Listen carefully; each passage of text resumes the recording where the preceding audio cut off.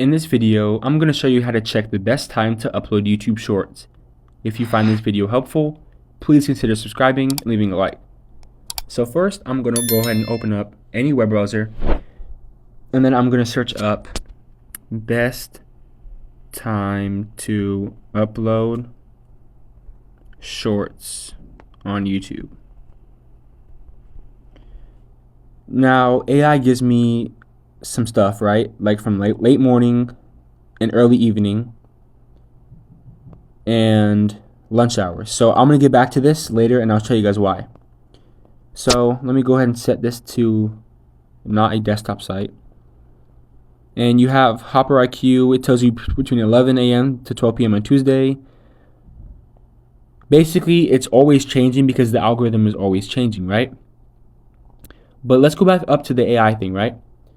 So there's a site called Buffer. Let me go ahead and search up Buffer time to post YouTube Shorts.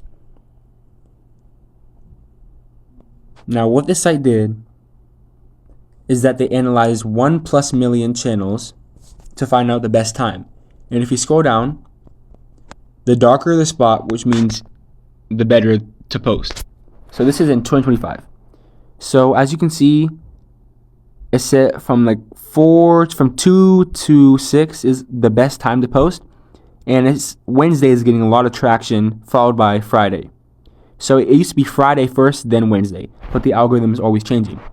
So you can use this as kind of like a guideline, but do not follow it through, because on the YouTube app, when you're actually posting, let me scroll down. You're going to see your own viewers analytics. So basically what this tells you is that when your viewers checked in, when they watched your videos, so for this person, it was around 6 p.m.